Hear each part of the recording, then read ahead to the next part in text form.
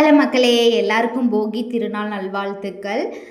நம்ம வீட்டில் சங்கராத்தி படையல் போட்டாச்சுங்க. ஈவினிங் நல்லா எல்லோரும் ரெடியாகி குளித்து காப்பெல்லாம் 6 மணிக்கே கட்டிட்டு ஒரு சமைக்கிறதுக்கு கொஞ்சம் டிலே ஆகி ஒரு 7 மணிக்கெல்லாம் நாங்கள் சாமி கும்பிட ஆரம்பிச்சிட்டோங்க. சிம்பிளான படையல் தாங்க. பாசிப்பருப்பில் கத்திரிக்காய் போட்டு குழம்பு வச்சுட்டு பொரியலுக்கு அந்த தேவையான காயெல்லாம் போட்டோம். அதை நான் ஃபுல் விளாகில் போடுறேன். என்னென்ன காயெல்லாம் போட்டோம் அப்படிங்கிறத ஃபுல் விளாகில் மென்ஷன் பண்ணுறேன்.